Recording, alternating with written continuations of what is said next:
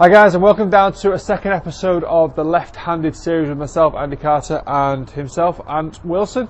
And today we're doing a what's in the bag. So we're going to find out what Ant has in his bag, and also has he been custom fit, and why he's made the changes, and why he's added the particular clubs he's got. Because there is a bit of a mixture in here at the moment. A lot of golfers like to go brand associated. Not Ant. Bit of everything in there. Now, to be fair, in the past you were all Titleist, weren't you? I've always been a Titleist man. Yeah. Being my first set actually, DTRs back in the day. I used to have a set of DTRs. DTRs, yeah. And the Woods. Right, so we've gone, well at the moment we've got an M2 in the bag. But there's a story behind it, because if you look at the 3-wood, there's a matching driver to come. So we're waiting on stock, was it? No, the bit of an issue with the shaft. They sent the wrong shaft. Oh right, okay. Not Callaway though. Another shop. Yeah. We won't mention them.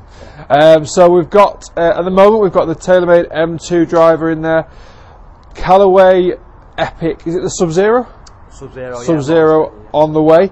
And what shaft have we got in the Sub-Zero coming? Same as the 3-wood. So Rogue Aldila Silver. The reason why I went for that is again because it's low spinning. I found that recently my driver's spin has been too high, sort of upwards of 3,000 RPM, so just trying to bring that down a touch. When you got fitted, it worked, it helped, yeah? Sort of 2,500, which is probably a little bit high for some people, but better for me. Much better, yeah. And the ball speed was up probably 8 miles per hour over my previous driver, so big improvement. These have been getting an incredible write-up, to be fair. Yeah. From everybody from tour players to pros locally, amateurs. A guy I taught last week came for a fitting, 60 odd years old, found an extra 10 yards on the new Epic, so fair play Callaway, you've done a decent job there. So we've got the driver and the 3-wood in the Epic. Stuck with the Old Faithful though on the hybrid? Yeah, again this is something over a period of time. I've always had Titleist hybrids. I just like the shape, you know, on the ground they just sit nice, quite a small profile.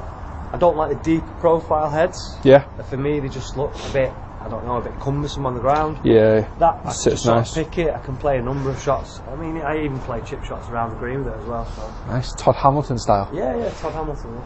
These are newish irons, aren't they? I've had them about 12 months now. Again, as you quite rightly said before, I was Titleist Ep3 before that, and I loved them. But Gary Northcott at Stockport Golf Club convinced me to try the CF16s. And they are like rockets. They were going 12 yards a club further than the AP2s, but the flight's lovely. They feel stable. They're the best irons I've ever used, to be fair. Good. KBS Tour V stiff shaft, 110 grams. Yep. Nice little multi-compound grip on there as well. Yep. We've definitely got no excuse with equipment, mate. All the gear, no idea. Brand new. 12 months old. 12 months old SM6s. SM6. Again, I've always used Vokeys. I like the shape, I like the profile. They just fit in the game. So I've got a 58 for the sort of flops, the high sort of floaty shots. 54 generally, so anything between and bunker shots. And I've got a 50 degree there with a bit more bounce as well. It's quite a versatile wedge, so I can use it around the greens or you know, for sort of half pitch shots into the green. Perfect. So we've got plenty of makeup in there, and onto the short stick. Yeah. What's the magic one saying? The Old Faithful. I mean, I've had this for 3 years, which is probably the longest I've had any club. I do change the club quite a lot, but this is one of them. Yeah, this is one of them. California Monterey. Oh, quality. But it just rolls really nice. I've tried a few since, and nothing compares to it really. I was going to say, you tried one last week when we played, didn't you? I did, yeah. I tried an Odyssey O Works, and it just, for me, it just felt a little bit dead off the face compared to the Cameron, and you know, that's nice, probably something that's going to stay in the bag for a long time. But there's no reason to get rid of that, because that's a beauty. Yeah, it's a nice thing. My Scotty Cameron must be 10 years old. Still in the bag though. Yeah. It's been in and out a few times. And 2. Right, so set of club wise, that is pretty awesome. Bag, nice tile, the stay dry Titleist bag. Are we're both Bushnelled up as well? Yeah, Bushnell V2. Yardages wise, do you use it from everywhere? Are you kind of one of those, even around the green, 20, 30 yards, are you still the same? Off the tee, I like to know where I'm going. Again, my drive's a bit erratic at the minute, so I'd like to sort of pin down a more consistent flight and carry yardage as well.